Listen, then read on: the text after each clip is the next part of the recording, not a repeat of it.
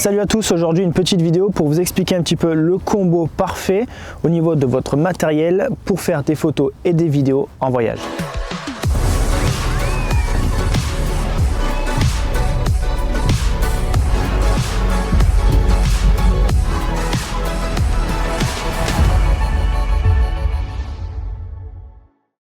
Alors oui, c'est vrai, c'est une question qui me revient souvent. Quel est le matériel photo et ou vidéo que j'amène pendant mes voyages? Alors moi, je suis un peu un fou du matériel, donc la plupart du temps, j'amène honnêtement beaucoup de choses et j'ai souvent un gros sac, mon sac f-stop que vous voyez souvent. Et donc il y a beaucoup de choses dedans, il y a tous mes objectifs, beaucoup de choses. Là maintenant, on va parler d'un sac, on va dire, assez classique. On va pouvoir essayer de retrouver le moins de choses possible pour un voyage, pour quand même faire un très beau projet en photo et aussi ou en vidéo. Et on va voir un petit peu le matériel que je vais amener. Alors ici, le matériel que je vais vous montrer ici, c'est le matériel que j'avais lors d'un de mes voyages à Bali où je ne pouvais pas me permettre d'amener trop de choses avec moi parce que j'étais pas parti pour un voyage, on va dire professionnel, plus pour un voyage personnel, mais où je voulais quand même faire de belles images. Alors, une des premières choses forcément qu'il va vous falloir, c'est un boîtier. Peu importe le boîtier que vous avez. Moi, c'est un Canon 1DX Mark II, c'est un trop gros boîtier, honnêtement, c'est pas ce genre de boîtier que je vous conseille pour le voyage parce que c'est trop gros, mais à ce jour, c'est le seul boîtier que j'ai. J'espère bientôt avoir un hybride, un EOS R5 qui sera donc beaucoup plus petit, plus compact et donc forcément fonctionnera beaucoup mieux pour le voyage. Donc, je vous conseille forcément d'amener un boîtier, peu importe celui que vous avez, le plus petit possible et ça fonctionnera parfaitement. Ensuite, qu'est-ce qui va aller avec le boîtier? Forcément, un objectif. Ici, j'ai pris dans mon voyage à Bali, et aujourd'hui, ce que je vous conseille, c'est un seul objectif aussi, un 24-105 mm. Et souvent, les 24-105 sont en plus stabilisés en interne dans l'objectif. Si vous avez en plus la chance d'avoir un boîtier stabilisé, ça c'est top. Ici, pour ma part, ce n'est pas le cas, mais par exemple sur un R5 ou d'autres marques, vous avez des boîtiers stabilisés en interne, plus ce genre d'objectif que vous allez retrouver aussi chez toutes les marques et même par exemple aussi chez Sigma que vous allez pouvoir adapter avec une monture en fonction du boîtier que vous allez avoir. Ici, 24-105 f4. Alors, ce n'est pas une grande ouverture, mais honnêtement, le 24-105 permet de couvrir beaucoup de choses. 24, ça permet d'avoir un grand angle quand même. Ce n'est pas un ultra grand angle, mais c'est un grand angle. Et jusqu'à 105 mm, ça vous permet quand même d'avoir un zoom pas trop mal. Et surtout, à 105 mm, même si vous ouvrez à f4, vous avez quand même une belle profondeur de champ. Vous pouvez le voir sur certaines images que j'ai fait à Bali. Tout est filmé avec le 1DX et le 24-105 en Full HD. Ensuite, ce que je vais vous conseiller, parce qu'ici sur le 24 mm, forcément, on n'a pas d'ultra grand angle, c'est d'amener avec vous tout simplement une GoPro. Peu importe la GoPro que vous avez, toutes les GoPro font du grand angle, c'est tout le but de la GoPro. Et donc, à partir, on va dire, de 7, 8, 9, c'est aussi des GoPro qui sont cool parce qu'elles ont une bonne stabilisation en interne et donc ça vous permet de faire tous les plans un peu suivis au grand angle et d'avoir des plans stabilisés si vous n'avez pas un boîtier qui est ultra bien stabilisé.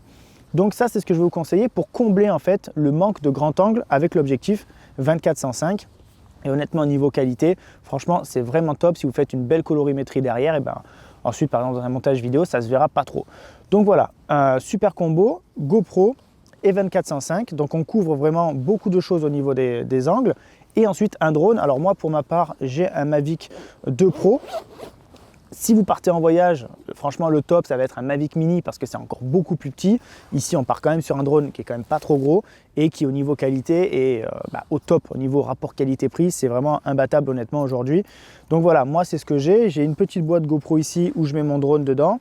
J'ai par exemple deux batteries, une dessus, une à l'intérieur sur le côté, avec des hélices de rechange ici, plus mes filtres aussi pour le drone. Donc voilà, ici ça me permet d'avoir une boîte avec le drone et juste à côté, forcément ma télécommande, un truc tout bête que j'avais déjà expliqué dans une autre vidéo. J'ai ici utilisé en fait une manche d'un Sweet pour utiliser en fait pour en faire comme une case pour ma télécommande.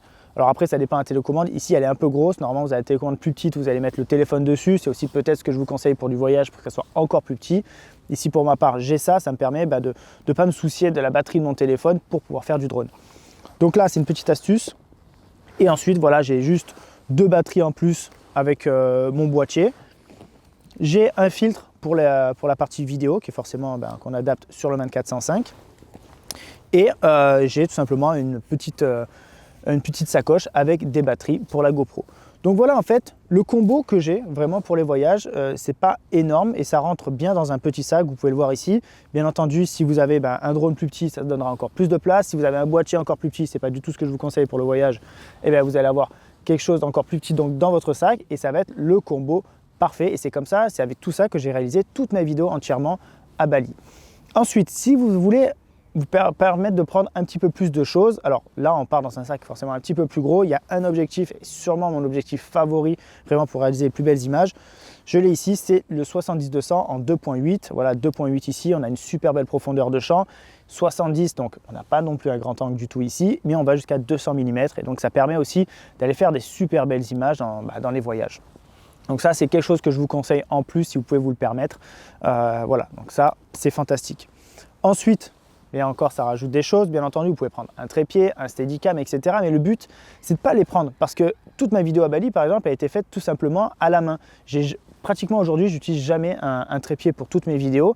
Des steadicams, pratiquement jamais non plus. Et ici, en fait, le fait d'avoir une GoPro qui est bien stabilisée en interne, ça vous permet de faire tous ces plans suivis sans avoir utilisé de steadicam et juste un tout petit truc comme ceci. Donc là, ça vous évite d'avoir quelque chose encore en plus. Les choses que j'aime bien amener pendant mes voyages aussi, ça ne prend pas trop de place. Ça va dépendre des voyages, mais soit un petit Polaroid, ça permet de faire des super souvenirs pour vous ou pour les gens que vous allez rencontrer parce que vous n'avez peut-être pas la possibilité de leur donner des photos, peut-être de leur envoyer tout simplement. Par exemple à Madagascar, c'est une chose qu'on avait fait pas mal, à savoir que ces gens-là n'avaient pas, on va dire, la chance d'avoir même des miroirs, donc potentiellement certains d'entre eux ne savaient même pas à quoi ils ressemblaient. Et donc c'était fantastique de pouvoir leur offrir une photo d'eux. Et donc voilà, le Polaroid, ça c'est un super outil. Et ce que j'aime bien aussi, c'est un tout petit Kodak, voilà, comme ça, jetable. Ça permet de faire des souvenirs et cette fois-ci, on n'a pas trop le droit à l'erreur. On prend une photo, si elle est loupée, elle sera rigolote. Et puis on aura le résultat après, quand on les fera développer. Voilà un petit peu mon sac voyage, ce que je vous conseille au niveau combo. Donc je le répète, un boîtier avec un 24-105, une GoPro, peu importe laquelle, à partir de la 7 c'est bien pour la stabilisation, et un drone ensuite. Après attention, là où vous allez voyager aussi, de bien respecter un peu la législation avec le drone, de faire attention, surtout pas voler en ville, etc. Voilà, j'espère que cette petite vidéo vous aura plu. On a essayé voilà, de vous résumer un petit peu tout ça. N'hésitez pas à vous abonner à la chaîne YouTube, à lâcher un petit pouce bleu, et puis je vous dis à la prochaine. Ciao!